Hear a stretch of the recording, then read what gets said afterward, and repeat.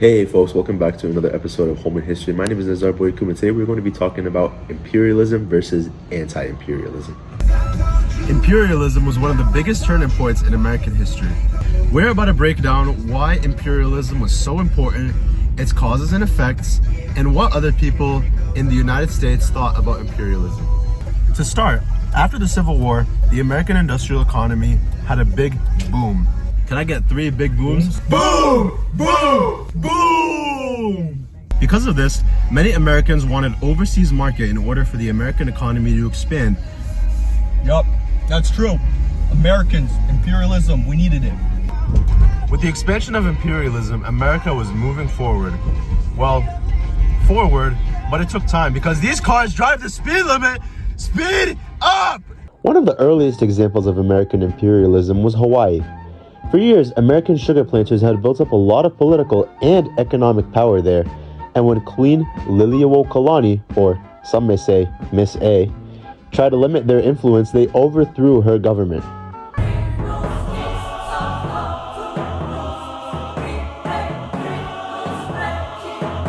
By 1898, in the middle of the Spanish-American War, the U.S. officially annexed the islands.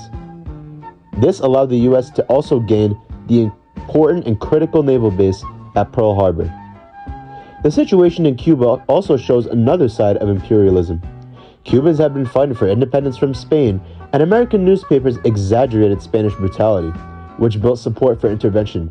A big example of this was when the USS Maine exploded in Havana Harbor. Because the American newspapers were able to exaggerate Spain's influence on the USS Maine explosion, the US blamed Spain and declared war. But the Platt Amendment basically let America control Cuban affairs and intervene whenever it wanted.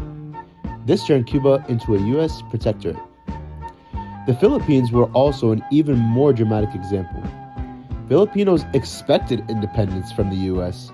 Since the United States defeated Spain, Emilio Aguinaldo and his supporters fought back, leading to the violent Philippine-American War. This lasted for about 3 years, but eventually, the United States were able to pull through.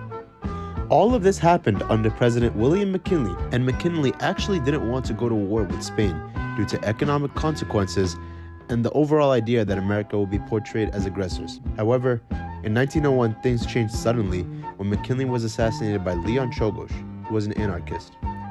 Vice President Theodore Roosevelt took to the presidency. Roosevelt ended up taking an even more aggressive approach to foreign policy, strengthening America's global presence and pushing the country further into international affairs, something McKinley hoped to avoid.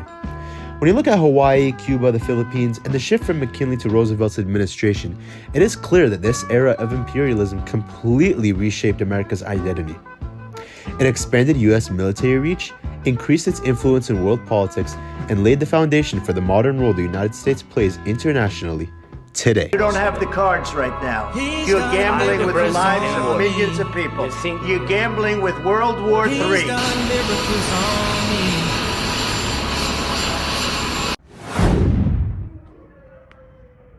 No, not war. Just peace. An anti-imperialist argument, huh? Wonder what it's about. I guess this video will help me out. It's gonna be huge. It's gonna be great. So let's watch. After the Civil War, the United States was in desperate need of new resources and new territory to gain these resources. The end of Manifest Destiny meant that the expansion scene in the mid-1800s in terms of for the United States was over. However, many people began to oppose this act. One of the key arguments against imperialism in the United States was the belief that imperialism violated the founding ideals of the United States. Anti-imperialists such as Mark Twain argued that a nation built on liberty and self-government could not rule over people who had no say in their political future. There was also a fear of different races and peoples becoming part of the United States. Many people believed that the people of Puerto Rico and the Philippines were too dissimilar to the average person in the United States, and therefore, we should not annex these countries. Others also feared foreign entanglements, which George Washington warned against when he was leaving the White House. The great anti-imperialists of the era, such as Mark Twain and Andrew Carnegie, used their money, resources, fame, and power to rally against imperialism. However, ultimately, their actions were not successful as the United States declared war on Spain and other countries they were looking to colonize. However, it wasn't just the rich who opposed imperialism. The poor, the working class, also also opposed imperialism as they believed it would lower their wages with new immigrant populations flooding the country. They also feared the racial differences of the new people in these new territories, such as Puerto Rico and the Philippines. They viewed the Filipinos as people who could lower their pay. Therefore, they did not want the Philippines to become part of the United States officially. Rockefeller made the most money, $600 billion net worth. But in his 50s, he lost all his hair from stress. His hair fell out and he said, "Don't support imperialism, please, I beg you." However, the rich, the fame, the money, the power, the influence could not save the anti-imperialist argument in the anti-imperialist league. Carnegie, Rockefeller, the rich, they're so rich but they could not stop William McKinley from declaring war on Spain. The government, the population, yellow journalism, they made the USS Maine look like it got blown up by Spain. These people, they influenced America into imperialism. What did you learn about the anti-imperialist argument and its supporters? Please give this project an 100.